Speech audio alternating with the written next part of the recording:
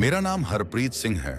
मैं पिछले 15 साल से ट्रक चला रहा हूं और हिंदुस्तान की शायद ही कोई ऐसी सड़क बची हो जहां मेरे ट्रक के पहिए ना घूमे हों। लेकिन कश्मीर हाईवे पर निकलते वक्त जो बेचैनी उस दिन मेरे सीने में थी, वो पहले कभी महसूस नहीं हुई थी।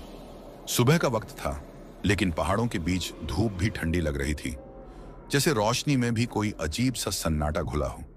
मेरे साथ खलासी था इमरान, दुबला पतला, कम बोलने वाला, नमाज पढ़ने वाला सीधा लड़का। पिछले 3 साल से मेरे साथ चल रहा था और मैंने उसे कभी झूठ बोलते नहीं देखा था। ट्रक में सेब और राशन भरा था। मंजिल श्रीनगर के आगे की थी। रास्ता लंबा था और वक्त कम। हाईवे जैसे जैसे ऊपर चढ़ रहा था, वैसे वैसे मोबाइल का नेटवर्क गायब हो चुका था। इमरान ने खिड़की से बाहर झांकते हुए कहा कि सर, आज रास्ता कुछ ज्यादा ही सूना लग रहा है। मैंने हंसकर बात टाल दी, लेकिन सच ये था कि मेरे मन में भी वही सवाल उठ रहा था। चारों तरफ ऊंचे ऊंचे पहाड़, नीचे गहरी खाई और बीच में पतली सी सड़क। हवा में बर्फ और मिट्टी की मिलीजुली गंध थी। ट्रक की आवाज पहाड़ों से टकराकर वापस लौट रही थी, जैसे कोई और भी हमारे साथ चल रहा हो। दोपहर ढलते ढलते मौसम अचानक बदल गया। बादल इतने नीचे आ गए कि सड़क बस 10-15 फीट आगे तक ही दिख रही थी। तभी आगे आर्मी की चेक पोस्ट दिखाई दी। मैंने ट्रक धीमा किया। 2 जवान बंदूक कंधे पर लटकाए खड़े थे। उनके चेहरे पर सख्ती थी, लेकिन आंखों में अजीब सी थकान। एक जवान ने मुझसे कागजात लिए और बिना ज्यादा देखे वापस करते हुए कहा कि आज आगे मत जाओ, रात यहीं काट लो। मैंने हैरानी से पूछा, क्यों साहब, रास्ता तो खुला है। उसने इमरान की तरफ देखा, फिर मेरी तरफ झुककर धीमी आवाज में बोला कि यह रास्ता रात में ठीक नहीं रहता। ऊपर से मौसम भी खराब है, यहां रुक जाओ तो बेहतर रहेगा। उसकी आवाज में जो डर था, वो शब्दों से ज्यादा साफ महसूस हो रहा था। इमरान ने पहली बार मेरी तरफ देखकर कहा कि सर, जवान सही कह रहे हैं, अल्लाह का नाम लेकर यहीं रुक जाते हैं। मैंने सिर हिलाया, लेकिन अंदर कहीं अजीब सी जिद भी थी। सामान पहुंचाना जरूरी था। देरी का मतलब नुकसान। मैंने जवान से कहा कि हम संभाल लेंगे। वो कुछ पल चुप रहा, फिर बस इतना बोला कि अगर जाना ही है तो ऊपर वाली सुरंग से पहले रुक जाना, आगे अंधेरा जल्दी उतरता है।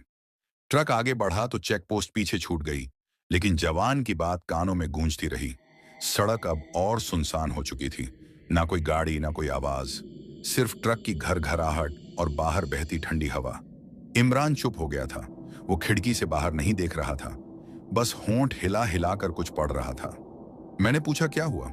तो उसने कहा, कुछ नहीं सर, बस दिल भारी लग रहा है। शाम होते होते पहाड़ों की परछाइयां लंबी होने लगीं। सड़क के किनारे टूटे हुए पत्थर और पुराने क्रैश गार्ड दिखने लगे, जैसे किसी ने यहां से वापस लौटने की कोशिश की हो और नाकाम रहा हो। तभी अचानक ट्रक के आगे कुछ सफेद सा फुहार की तरह सड़क पार करता दिखा। मैंने ब्रेक मारा, दिल जोर से धड़का। इमरान ने भी देखा था। उसने घबराकर कहा कि सर, आपने भी देखा ना? मैंने सिर हिलाया, लेकिन जब हम नीचे उतरे तो वहां कुछ नहीं था। न जानवर, न इंसान, सिर्फ ठंडी हवा और खामोशी। मैंने उस वक्त खुद को समझाया कि पहाड़ों में ऐसा वहम हो जाता है, लेकिन अंदर कहीं कुछ टूट सा गया था। वापस ट्रक में बैठते हुए पहली बार मुझे एहसास हुआ कि शायद हम उस जवान की बात मान लेते तो बेहतर होता।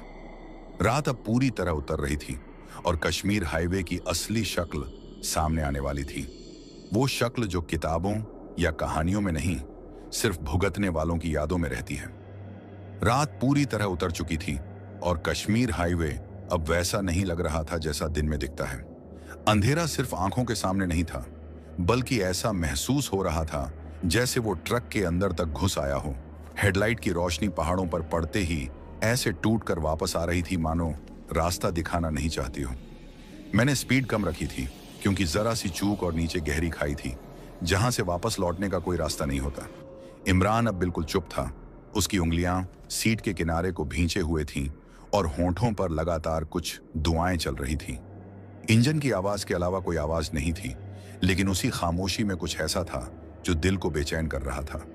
कुछ दूर आगे बढ़ते ही हवा अचानक तेज हो गई। ट्रक हल्का सा डगमगाया और मेरे रोंगटे खड़े हो गए।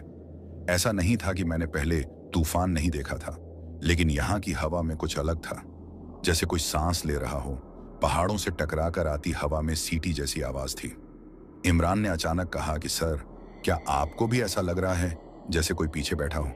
मैंने शीशे में देखा। केबिन खाली था, लेकिन दिल मानने को तैयार नहीं था। मैंने सख्ती से कहा कि बकवास मत कर, पहाड़ों में दिमाग खेल करने लगता है। मगर सच ये था कि मेरी गर्दन खुद ब खुद मुड़ रही थी। हमने एक मोड़ काटा तो सामने सड़क के किनारे टूटा हुआ एक पुराना ट्रक दिखा। जंग लगा हुआ, शीशे टूटे हुए, जैसे सालों से वहीं पड़ा हो। मैंने ब्रेक मारा और धीमे से आगे निकला। इमरान की आवाज कांप रही थी। उसने कहा कि सर, इस ट्रक में कोई नहीं है, लेकिन ऐसा क्यों लग रहा है कि कोई हमें देख रहा है? मैंने खिड़की से बाहर देखा। अंधेरे में कुछ भी साफ नहीं दिख रहा था, बस पहाड़, पत्थर और बर्फ की हल्की परत। लेकिन दिल की धड़कन तेज हो चुकी थी। आगे बढ़ते ही अचानक मोबाइल का सिग्नल एक पल के लिए आया और फिर गायब हो गया। उसी पल ट्रक के रेडियो में खरखराहट शुरू हो गई।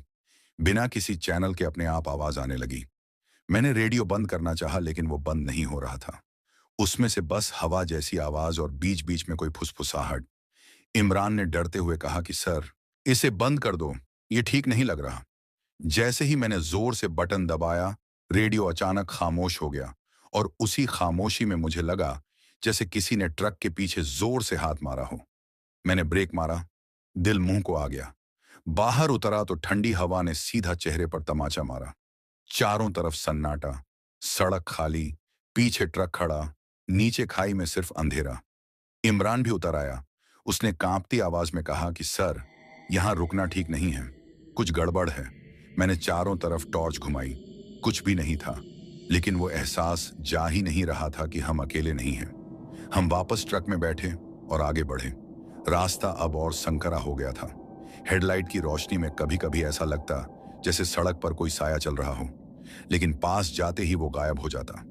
इमरान ने कसम खाकर कहा कि उसने पहाड़ के ऊपर किसी औरत जैसी आकृति देखी है। मैंने उसे चुप रहने को कहा, लेकिन खुद मेरी आंखें भी धोखा देने लगी थीं। हर मोड़ पर ऐसा लगता कि कोई सामने खड़ा होगा। थोड़ी देर बाद हमें एक जगह दिखी जहां सड़क चौड़ी थी। मैंने ट्रक वहीं रोक दिया।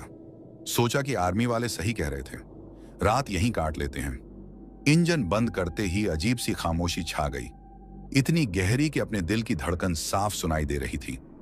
इमरान ने कहा कि सर, मैं नमाज पढ़ लेता हूं, शायद दिल को सुकून मिले। मैंने सिर हिलाया। वो नीचे उतर गया और ट्रक के पास ही खड़ा होकर पढ़ने लगा। मैं केबिन में बैठा रहा, लेकिन अचानक मुझे लगा जैसे ट्रक हल्का सा हिल रहा हो, जैसे कोई बाहर से धक्का दे रहा हो। मैंने खिड़की से झांका तो इमरान वहीं था, नमाज में मग्न। उसका चेहरा सुकून में था, लेकिन उसके पीछे पहाड़ों की तरफ अंधेरे में कुछ खड़ा था, कोई लंबा साया, बिल्कुल स्थिर। मेरी सांस अटक गई। आंख झपकते ही वो साया गायब हो गया। मैंने इमरान को अंदर बुलाया। वो घबराया हुआ था। उसने कहा कि सर, मैंने सजदे में महसूस किया कि कोई हमारे बहुत करीब है। अल्लाह ने दिल में डर डाल दिया है। अब यहां नहीं रुकना चाहिए। मैंने बिना एक पल गंवाए ट्रक स्टार्ट किया। हाथ कांप रहे थे, लेकिन दिमाग बस एक ही बात सोच रहा था, इस रास्ते से निकलना है, चाहे जो हो। हम आगे बढ़ते गए और हर किलोमीटर के साथ डर भी हमारे साथ चलता रहा।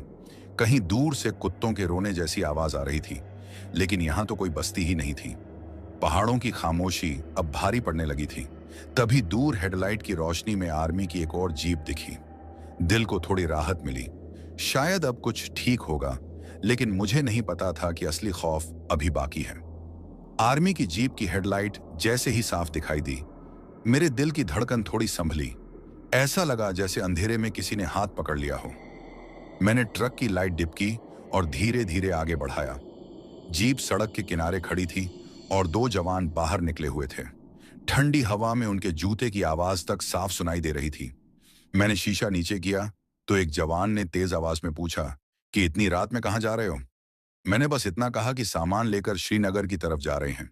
उसने इमरान की तरफ देखा, फिर पहाड़ों की तरफ नजर घुमाई और उसके चेहरे का रंग थोड़ा बदल गया। उस जवान ने बिना मुस्कुराए कहा कि हमने तो मना किया था रात में आगे जाने से। ये इलाका ठीक नहीं है। मैंने मजबूरी बताई तो उसने गहरी सांस ली और बोला कि अगर आगे जाना ही है तो ट्रक रोक रोक कर मत चलाना, सीधा निकल जाओ और किसी की आवाज सुनो तो ध्यान मत देना। उसकी आखिरी लाइन सुनकर मेरे शरीर में जैसे सिहरन दौड़ गई।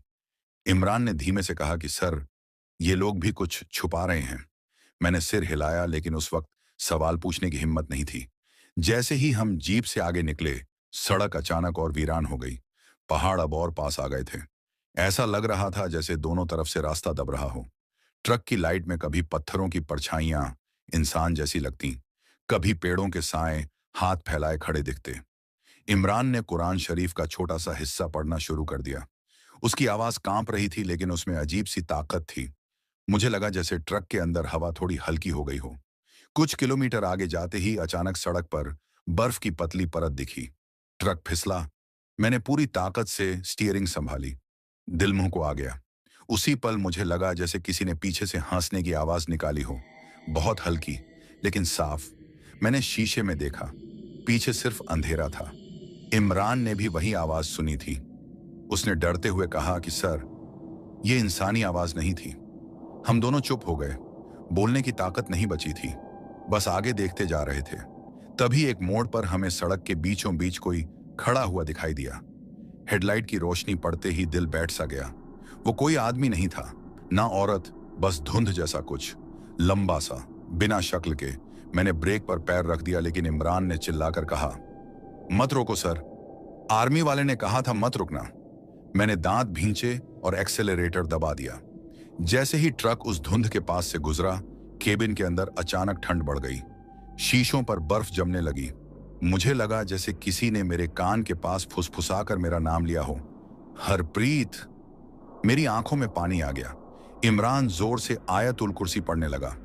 उसकी आवाज के साथ ही वो ठंड धीरे धीरे कम होने लगी। पीछे मुड़कर देखने की हिम्मत नहीं थी। कुछ दूर जाकर मैंने ट्रक साइड में लगाया। हाथ पैर सुन्न हो चुके थे। इमरान भी पसीने से भीगा हुआ था। उसने कहा कि सर, मैंने बचपन में कश्मीर के बुजुर्गों से सुना था कि कुछ रास्तों पर मरे हुए लोग नहीं जाते, उनकी यादें रह जाती हैं, और रात में वही यादें चलती हैं। उसकी बात सुनकर मुझे वो टूटा हुआ ट्रक याद आ गया जो हमने पहले देखा था। अब मुझे यकीन हो चला था कि ये सिर्फ रास्ता नहीं है, ये किसी का छोड़ा हुआ दर्द है जो हर आने जाने वाले को महसूस कराया जाता है। लेकिन हमें अभी भी निकलना था। पीछे लौटने का कोई मतलब नहीं था। मैंने इंजन स्टार्ट किया और मन ही मन वाहे गुरु का नाम लिया। इमरान ने भी आमीन कहा। दो अलग अलग रास्तों के यकीन, लेकिन डर एक ही। आगे आसमान थोड़ा साफ होने लगा था। दूर कहीं हल्की रोशनी दिख रही थी, शायद कोई कैंप या सुरंग। उम्मीद की एक छोटी सी किरण। लेकिन दिल जानता था कि कश्मीर हाईवे अभी अपना आखिरी रंग दिखाना बाकी रखता है। सामने दिख रही हल्की रोशनी धीरे धीरे साफ होने लगी और समझ में आया कि वो एक सुरंग का मुहाना है। पहाड़ों के बीच कटी हुई वो सुरंग किसी जख्म की तरह लग रही थी, जिसके अंदर अंधेरा और ठंड दोनों भरे पड़े थे। मैंने ट्रक की रफ्तार और कम कर दी। दिल कह रहा था कि यहां रुक जाना चाहिए, लेकिन दिमाग बस यही सोच रहा था कि अगर इस सुरंग को पार कर लिया तो शायद सबसे मुश्किल हिस्सा पीछे छूट जाएगा। इमरान ने धीमी आवाज में कहा कि सर, सुरंग के अंदर कुछ ठीक नहीं लग रहा। उसकी बात पूरी भी नहीं हुई थी कि ट्रक के मीटर की सुई अचानक झटके से नीचे गिर गई और इंजन की आवाज लड़खड़ा गई। मैंने क्लच दबाया, एक्सेलरेटर दिया, लेकिन ट्रक जैसे जिद पर अड़ गया हो। सुरंग के बिल्कुल मुहाने पर आकर रुक गया। बाहर हवा की सीटी तेज हो गई और अंदर अचानक इतनी खामोशी भर गई कि सांस लेना भी भारी लगने लगा। इमरान ने घबराकर कहा कि सर, इंजन बंद मत करना, यहां रुकना ठीक नहीं है। लेकिन अगले ही पल इंजन अपने आप बंद हो गया। एक झटके के साथ सारी लाइटें बुझ गईं और हम दोनों अंधेरे में बैठ गए। उस अंधेरे में मुझे अपनी ही सांस की आवाज डरावनी लग रही थी। बाहर से सुरंग के अंदर से किसी के चलने जैसी आहट आने लगी, जैसे पत्थरों पर नंगे पैर पड़ रहे हों। इमरान ने मेरा हाथ कसकर पकड़ लिया। उसके हाथ बर्फ की तरह ठंडे थे। उसने फुसफुसाकर कहा कि सर, यह आवाज पास आ रही है। मैंने टॉर्च जलाने की कोशिश की, लेकिन बैटरी जैसे खत्म हो चुकी थी। बस हल्की सी रोशनी आई और बुझ गई। तभी सुरंग के अंदर से किसी के रोने की आवाज आई, बहुत धीमी, बहुत टूटी हुई, जैसे कोई सालों से रो रहा हो। मेरे सीने में दर्द सा उठा।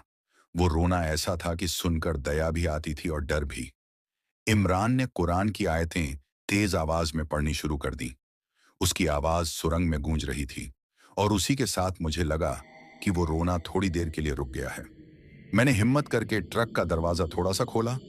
ठंडी हवा का तेज झोंका अंदर आया और उसी हवा के साथ एक अजीब सी सड़ांध, जैसे गीली मिट्टी और जले हुए तेल की मिलीजुली गंध।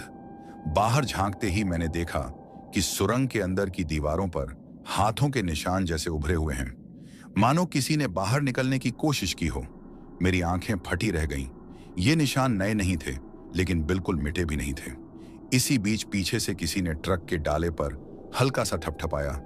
दिल इतनी जोर से धड़का कि लगा सीना फट जाएगा। इमरान ने चीखते हुए कहा कि सर, बाहर मत देखना, जो भी है उसे अंदर मत आने देना। लेकिन मेरे अंदर का ड्राइवर, जो हर हाल में गाड़ी को चलाने की सोचता है, उसने एक आखिरी कोशिश करने को मजबूर कर दिया। मैंने चाबी घुमाई। एक बार, दो बार, तीसरी बार में इंजन ने खांसी ली और अचानक स्टार्ट हो गया। लाइटें जलते ही मैंने शीशे में देखा। पीछे कुछ भी नहीं था, ना कोई आदमी, ना कोई साया, बस सुरंग का अंधेरा। लेकिन वो एहसास अब भी था कि कोई हमें जाते हुए देख रहा है। मैंने बिना रुके ट्रक आगे बढ़ा दिया। सुरंग के अंदर घुसते ही आवाजें बदल गईं। ट्रक की गूंज कई गुना हो गई और हर गूंज के साथ ऐसा लगता जैसे कोई और भी चल रहा हो। सुरंग के बीचों बीच पहुंचते पहुंचते इमरान की आवाज धीमी हो गई। उसने कहा कि सर, मेरे कानों में कोई कह रहा है कि वापस जाओ, ये रास्ता तुम्हारा नहीं है। मैंने उसे जवाब नहीं दिया, बस स्टीयरिंग को कसकर पकड़े रखा। मन ही मन वाहे गुरु का नाम जपता रहा और हर सेकंड के साथ ये दुआ करता रहा कि बस ये सुरंग खत्म हो जाए। आखिरकार सामने से रोशनी दिखाई दी। सुरंग का दूसरा सिरा, जैसे अंधेरे के बाद सुबह, जैसे सांस रुकने के बाद हवा, जैसे जिंदगी लौट आई हो। जैसे ही हम बाहर निकले, दोनों ने एक साथ लंबी सांस ली। बाहर खुली हवा थी, आसमान साफ था, लेकिन दिल जानता था कि जो हमने सुरंग के अंदर महसूस किया वो कभी पीछा नहीं छोड़ेगा। हम आगे बढ़ गए, लेकिन अब डर बदल चुका था। वो चीखता नहीं था, वो चुपचाप हमारे साथ चल रहा था। सुरंग से निकलते ही मुझे लगा था कि अब रास्ता आसान हो जाएगा, लेकिन कश्मीर हाईवे ने उस रात मुझे बार बार ये एहसास दिलाया कि यहाँ हर सुकून बस कुछ ही पल का होता है। पहाड़ थोड़े पीछे हट गए थे और सामने एक खुला सा मैदान दिखने लगा था। सड़क यहाँ सीधी थी, लेकिन अजीब बात यह थी कि इतने बड़े इलाके में भी कोई रोशनी नहीं थी। ना कोई ढाबा, ना कोई घर, बस दूर दूर तक फैली ठंडी जमीन और उस पर बहती हुई बर्फीली हवा। ट्रक की हेडलाइट उस मैदान को काटती हुई आगे बढ़ रही थी और हर बार ऐसा लगता जैसे रोशनी किसी चीज को छूकर वापस लौट रही हो। इमरान ने गहरी सांस ली और कहा कि सर, यहां दिल कुछ ज्यादा ही घबरा रहा है। सुरंग से निकलने के बाद भी मन हल्का नहीं हुआ। मैंने उसकी तरफ देखा। उसकी आंखों के नीचे काले घेरे साफ दिख रहे थे। डर ने उसे अंदर से थका दिया था। मैंने उसे हौसला देते हुए कहा कि थोड़ा और चल लेते हैं, आगे कोई बस्ती या आर्मी कैंप मिल ही जाएगा। लेकिन सच ये था कि मेरे अपने शब्द मुझे ही खोखले लग रहे थे। कुछ किलोमीटर आगे जाने के बाद अचानक सड़क के किनारे कुछ ढांचे दिखाई दिए। पहले मुझे लगा कि शायद ये कोई पुरानी फौजी चौकी होगी, लेकिन पास आते ही समझ आया कि ये एक छोटी सी बस्ती है। 3-4 कच्चे घर, जले हुए अलाव के निशान और बीच में एक टूटा हुआ सा पोल। हैरानी की बात यह थी कि इतनी ठंड और इतनी रात में भी वहां कोई रोशनी नहीं थी। लेकिन जैसे ही हमारा ट्रक पास पहुंचा, मुझे महसूस हुआ कि कई निगाहें हमें देख रही हैं। मैंने ट्रक धीमा किया, शायद किसी से रास्ते के बारे में पूछ सकूं, लेकिन इमरान ने लगभग गिड़गिड़ाते हुए कहा कि सर, यहां मत रुकना, यह जगह ठीक नहीं है। मैंने उसकी बात मान ली और ट्रक आगे बढ़ाने ही वाला था कि अचानक सड़क के किनारे खड़े एक आदमी ने हाथ उठाया। वो आदमी लंबा था, सिर पर ऊनी टोपी, बदन पर फटा हुआ कोट। उसका चेहरा साफ नहीं दिख रहा था, लेकिन उसकी आंखें हेडलाइट की रोशनी में अजीब तरह से चमक रही थीं। मैंने ब्रेक दबा दिया, शायद इंसानियत के नाते, शायद डर के मारे। वो आदमी धीरे धीरे हमारे पास आया। उसकी चाल में अजीब सी अकड़ थी, जैसे उसके पैर जमीन को ठीक से छू नहीं रहे हों। उसने बहुत धीमी आवाज में कहा कि बहुत देर हो गई है, आगे मत जाओ। मैंने उससे पूछा कि क्यों, तो उसने पहाड़ों की तरफ इशारा किया और बोला कि रात यहाँ किसी की नहीं होती। उसके शब्द मेरे कानों में नहीं, सीधे सीने में उतर गए। इमरान ने उस आदमी को देखते ही सिर झुका लिया और होंठ हिलाने लगा। बाद में उसने बताया कि उस पल उसके दिल में बस एक ही ख्याल था कि अगर ये इंसान है भी, तो इसके पीछे कुछ और खड़ा है। मैंने उस आदमी से पूछा कि यहाँ कोई मदद मिल सकती है क्या। उसने बिना जवाब दिए बस ट्रक के अंदर झांक कर इमरान को देखा। और हल्का सा मुस्कुराया। वो मुस्कान ऐसी थी जिसमें कोई अपनापन नहीं था, बस खालीपन था। मैंने ज्यादा कुछ सोचे बिना ट्रक स्टार्ट किया और आगे बढ़ा दिया। पीछे शीशे में देखा तो वो आदमी वहीं खड़ा था, लेकिन अब उसके पीछे मुझे दो और साए खड़े दिखाई दिए। बिल्कुल स्थिर, बिल्कुल खामोश। दिल जोर जोर से धड़कने लगा। इमरान ने कांपती आवाज में कहा कि सर, आपने देखा ना, वो लोग हिल नहीं रहे थे। मैंने जवाब नहीं दिया, क्योंकि मैं भी वही सोच रहा था। जैसे जैसे हम उस बस्ती से दूर होते गए, हवा और ठंडी होती गई, और तभी मुझे एहसास हुआ कि ट्रक के अंदर एक अजीब सी गंध भर गई है। वही गंध जो हमने सुरंग के पास महसूस की थी, गीली मिट्टी और जले हुए तेल की। इमरान ने कहा कि सर, ऐसा लग रहा है जैसे कोई हमारे साथ साथ चल रहा है, लेकिन बाहर नहीं, अंदर, ट्रक के अंदर। मैंने दांत भींचे और स्टीयरिंग को और कसकर पकड़ लिया। अब पीछे देखने की हिम्मत नहीं थी। कुछ देर बाद दूर एक बोर्ड दिखाई दिया जिस पर आर्मी का निशान बना था। दिल को थोड़ी राहत मिली। शायद आगे कोई चेक पोस्ट हो। लेकिन उसी पल ट्रक के पीछे से एक जोरदार आवाज आई, जैसे किसी ने लोहे पर पत्थर मारा हो। ट्रक हिल गया। इमरान चीख पड़ा। मैंने ब्रेक नहीं लगाया, बस पूरी ताकत से ट्रक आगे दौड़ा दिया, क्योंकि अब मुझे साफ समझ आ गया था कि कश्मीर हाईवे पर कुछ सवालों के जवाब जानना जरूरी नहीं होता। जरूरी बस इतना होता है कि वहां से जिंदा निकल सको। आर्मी के निशान वाला बोर्ड जैसे ही साफ दिखाई दिया, दिल में थोड़ी सी जान लौटी। ऐसा लगा जैसे किसी ने अंधेरे में माचिस जला दी हो। ट्रक की रफ्तार अपने आप थोड़ी कम हो गई, शायद थकान की वजह से, शायद उस उम्मीद की वजह से कि अब इंसानों के बीच पहुंच जाएंगे। इमरान ने भी लंबी सांस ली और कहा कि सर, लगता है अब अल्लाह ने रहम किया है। लेकिन अभी उसकी बात पूरी भी नहीं हुई थी कि ट्रक के पहिए कच्ची सड़क पर आए और झटके से पूरा केबिन हिल गया।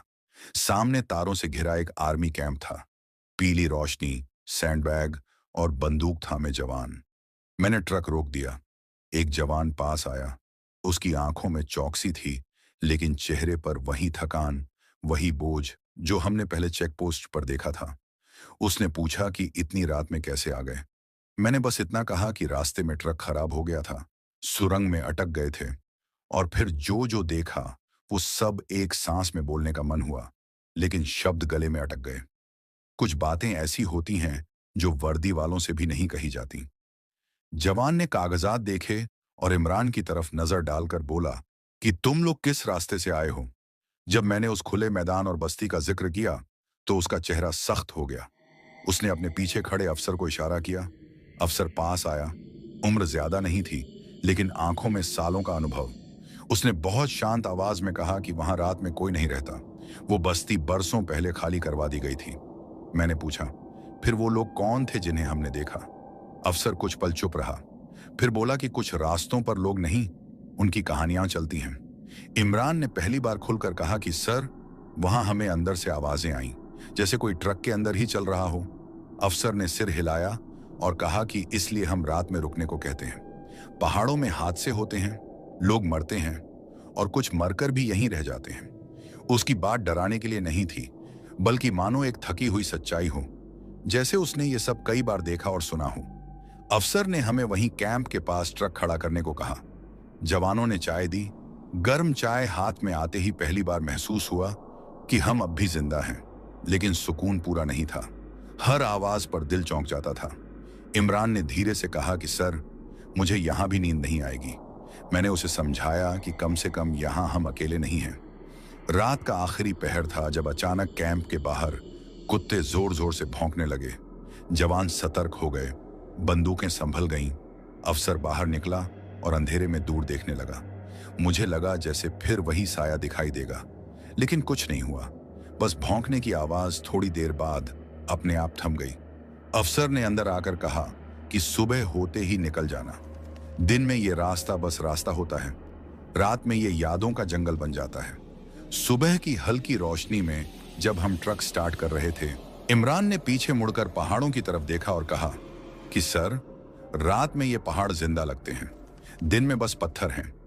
मैंने सिर हिलाया, क्योंकि अब मैं भी यही मानने लगा था। जैसे जैसे हम आगे बढ़े, हवा में वो सड़ांध नहीं थी, वो ठंड नहीं थी। सड़क वही थी, लेकिन एहसास बदल चुका था।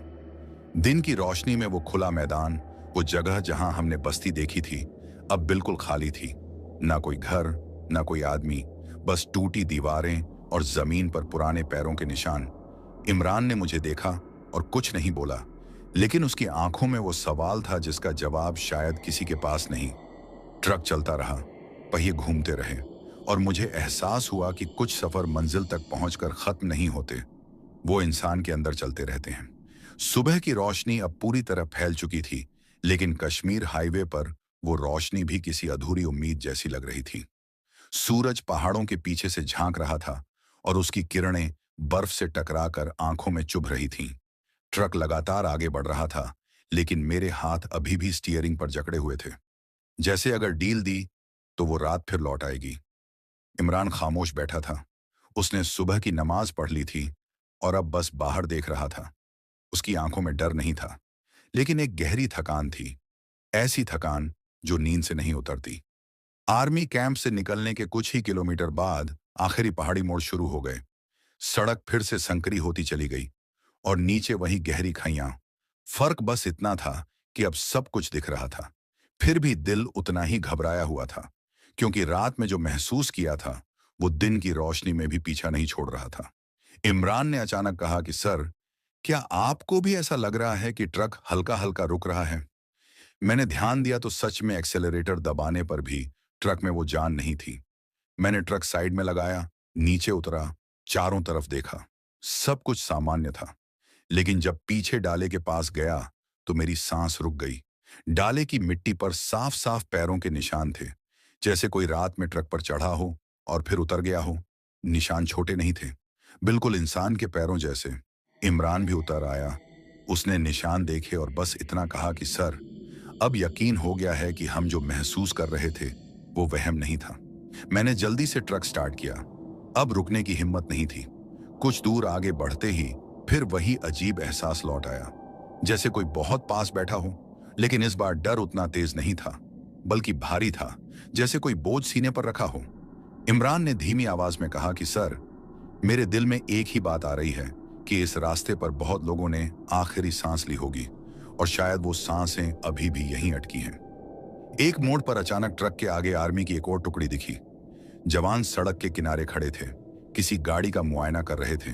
मैंने ट्रक रोका तो एक जवान पास आया और बोला कि अब आगे रास्ता खुला है, बस ध्यान से चलाना। मैंने हिम्मत करके पूछा कि रात में इस रास्ते पर क्या होता है। जवान ने मेरी तरफ देखा, फिर इमरान की तरफ, और बोला कि भाई, जो लोग रात में जिद करते हैं, पहाड़ उन्हें अपना चेहरा दिखा देते हैं। दिन में सब कुछ सामान्य लगता है, इसलिए हमेशा सुबह निकलने को कहते हैं। उसकी बात सुनकर मुझे लगा जैसे किसी ने मेरे दिल की बात कह दी हो। ट्रक फिर आगे बढ़ा। पहाड़ अब धीरे धीरे पीछे छूटने लगे थे। हवा में ठंड कम होने लगी थी और दूर कहीं आबादी के निशान दिखने लगे थे। इमरान ने पहली बार हल्की सी मुस्कान दी और कहा कि सर, लगता है मंजिल अब दूर नहीं। मैंने भी सिर हिलाया, लेकिन दिल में अब भी वो रात बसी हुई थी। थोड़ी देर बाद सड़क चौड़ी हो गई, पेड़ कम होने लगे और सामने घाटी फैलती चली गई। नीचे छोटे छोटे घर, खेत और धुआं उठता दिखा। जिंदगी की निशानी। मुझे लगा जैसे हम किसी और ही दुनिया से निकलकर यहाँ आए हों। ट्रक की रफ्तार अपने आप सामान्य हो गई। शरीर थोड़ा ढीला पड़ा, लेकिन मन अभी भी सतर्क था।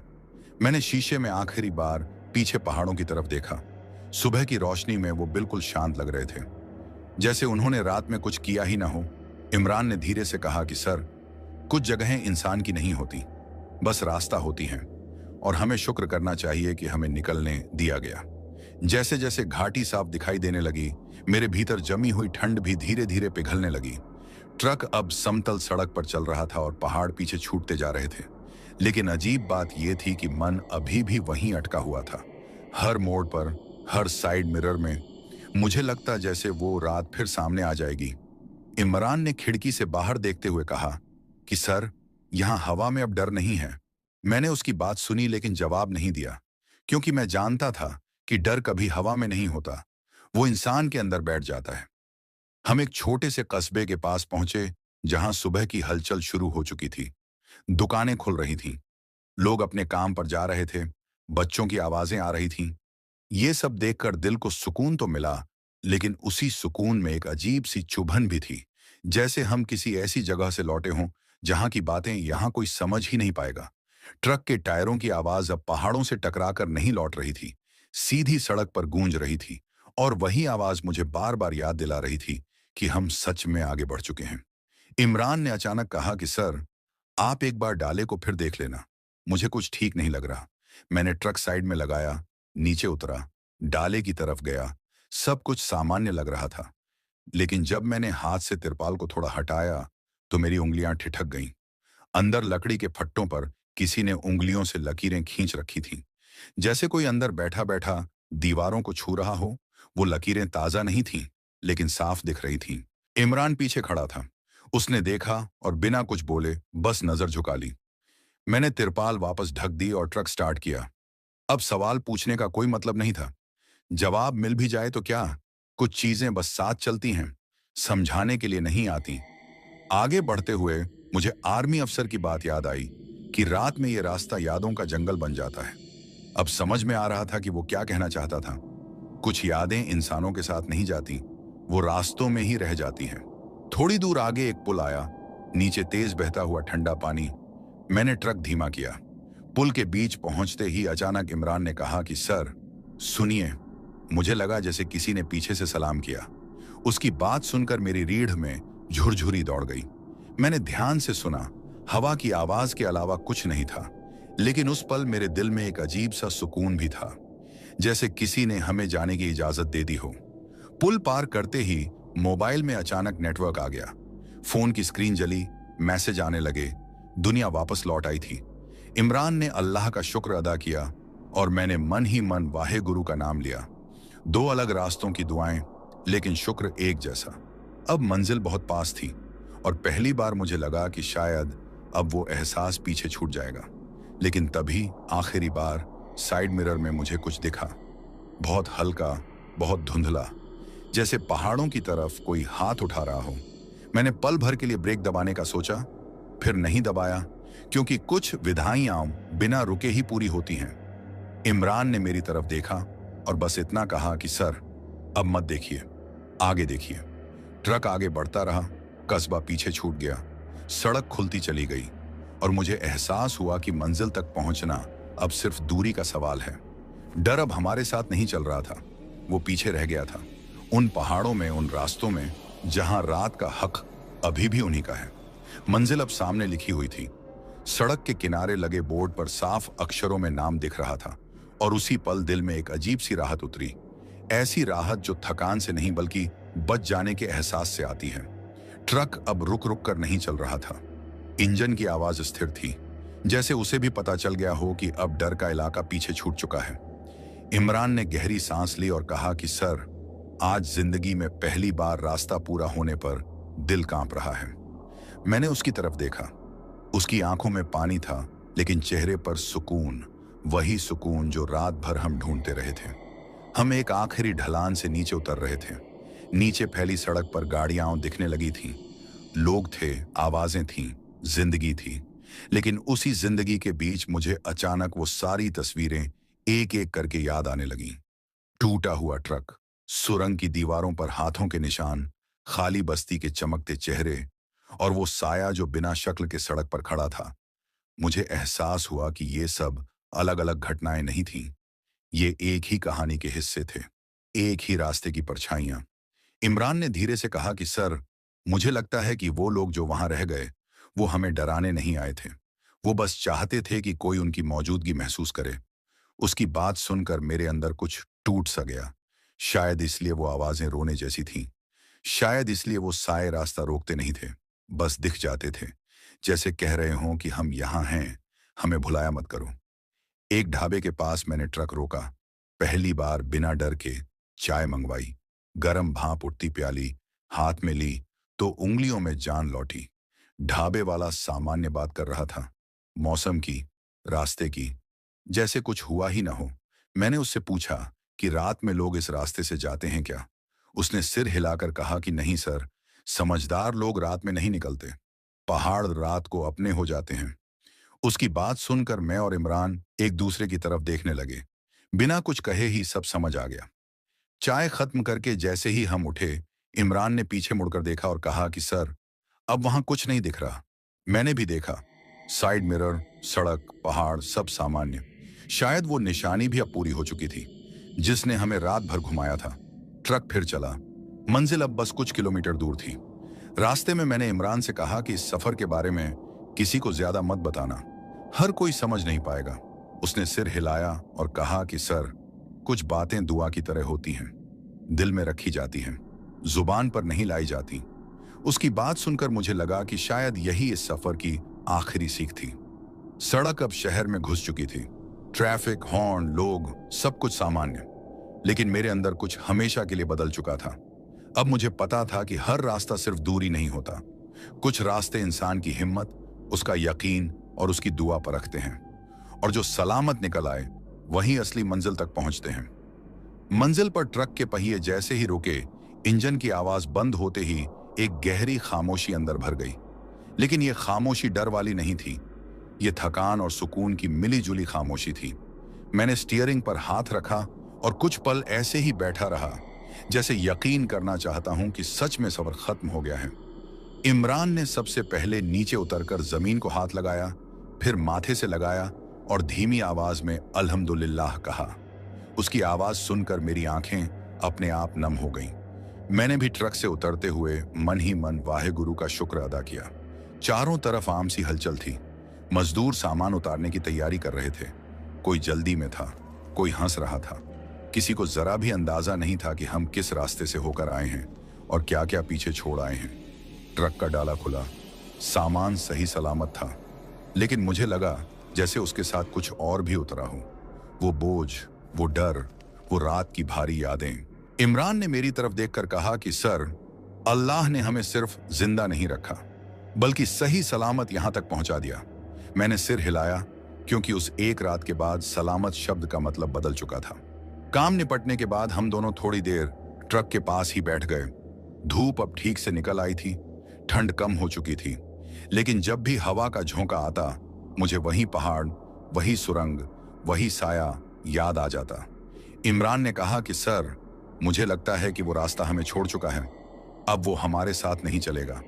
उसकी बात सुनकर पहली बार दिल पूरी तरह हल्का लगा।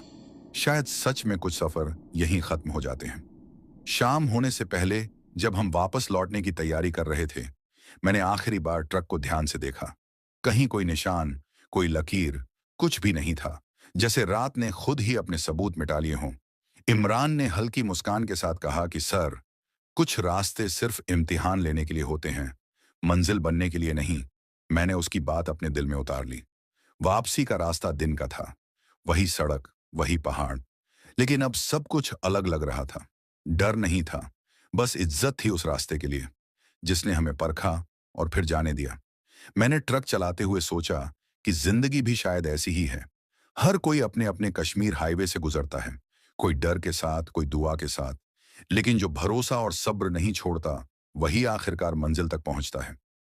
आज भी जब मैं किसी पहाड़ी रास्ते पर रात का जिक्र सुनता हूं, तो दिल अपने आप भारी हो जाता है। और मैं नए ड्राइवरों से बस इतना ही कहता हूं कि रास्ते से लड़ो मत, उसे समझो, उसकी बात मानो। हर चेतावनी बेवजह नहीं होती और हर अंधेरा सिर्फ डराने नहीं आता, कभी कभी वो हमें जिंदा लौटाने भी आता है। ये थी मेरी और इमरान की सच्ची आपबीती, कश्मीर हाईवे की वो रात, जिसने हमें तोड़ भी दिया और जोड़ भी दिया। और ये एहसास देकर गई कि इंसान चाहे सिख हो या मुस्लिम, दुआ चाहे जिस जुबान में हो, जब रास्ता खतरनाक हो तो बचाने वाला एक ही होता है, और मंजिल तक सलामत पहुंचना ही सबसे बड़ा शुक्राना होता है।